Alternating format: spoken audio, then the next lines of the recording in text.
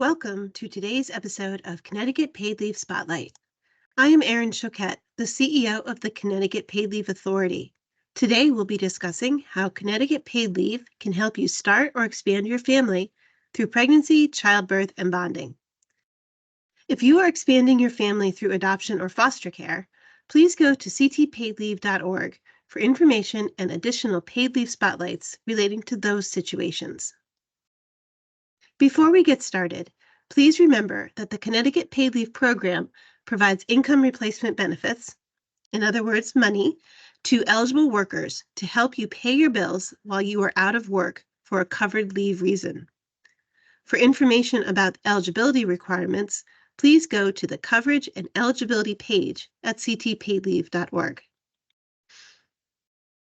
To make sure your employer holds your job for you while you are out on leave, you need to talk to your employer about the leave rights that may be available to you under the Federal Family and Medical Leave Act, the Connecticut Family and Medical Leave Act, and, in connection with pregnancy and childbirth, the Federal Pregnant Workers Fairness Act and the Connecticut Fair Employment Practices Act.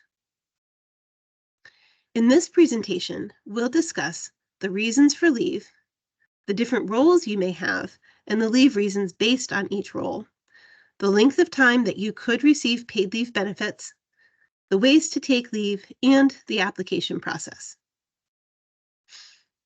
Let's start with the reasons for leave. The reasons for leave will help you identify your claim reason when you apply for benefits and may help you think about how to schedule your time off. In connection with the birth of a child, there are 3 potential leave reasons. First is pregnancy and childbirth.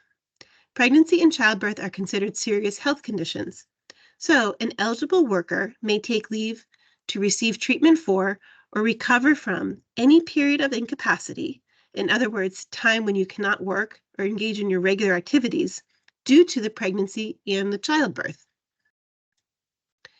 Your doctor may certify you for 6 to 8 weeks of recovery after the childbirth, but that doesn't mean that your leave has to end then. You can continue to stay out on leave and receive Connecticut paid leave benefits to bond with your child. The second leave reason is caregiver leave, which is leave to provide physical or psychological care and comfort to a family member experiencing their own serious health condition, such as being pregnant or giving birth. This may include driving them to medical appointments, attending the medical appointments, taking care of them when they are ill, or simply spending time with them. Third, we have bonding leave, which allows a parent, and only the parent, to develop an emotional connection with the new child. In the FMLA and paid leave context, when we refer to parent, we mean the biological, adoptive, or foster parent, or the legal guardian, or the person who is standing in the role of a parent to the child. The legal term is in loco parentis. Standing in the role of a parent to a child includes having day-to-day responsibilities to care for or financially support the child. In some circumstances, grandparents or other relatives may stand in loco parentis to a child, but a person does not have to have a biological or legal relationship to the child to be in this role. You should also note that bonding leave can begin as soon as the baby is born, but it does not have to happen immediately. You can take bonding leave anytime during your child's first 12 months, but all bonding leave must be completed by your child's first birthday. There are several different paid leave options that may be available to you depending upon your role. The first role is the pregnant parent, who is the person who is or was pregnant. Secondly, we have the other parent who is legally married to the pregnant parent. Third, we have the other parent who is in a relationship equivalent to marriage with the pregnant parent, such as being a longtime partner or a common law spouse. Fourth, we have the other parent who is not married to or in an equivalent relationship to the pregnant parent, but does intend to serve as a parent to the child. For example, this may be a situation where the baby is being born through a surrogacy arrangement, or it may simply be a situation where the couple no longer has a relationship with each other, but both intend to raise the child. Finally, we have the family caregiver to the pregnant parent. This is a person who is a family member of the pregnant parent who is not a parent of the newborn. If you are the pregnant parent, your potential claim reasons would be pregnancy/childbirth and/or bonding. Benefits may be received during your pregnancy/childbirth leave to attend prenatal appointments, to deal with pregnancy-related complications, to actually give birth to the baby, and to recover from that delivery. This is typically 6 weeks for a vaginal delivery or 8 weeks for a cesarean, but it could be longer or shorter depending on what your healthcare provider states. We recognize that not all pregnancies end in a live birth, but you still need time to recover from those pregnancies, and that time is covered as well. The pregnant parent can, of course, take bonding leave to spend time with the newborn. The bonding leave could begin immediately after the recovery period, or if you choose, you could return to work and decide to take bonding leave later. But remember, all bonding leave must be completed by your child's first birthday. If your role is other parent married to or in an equivalent relationship to the pregnant parent, your claim reasons could be caregiver leave and/or bonding leave.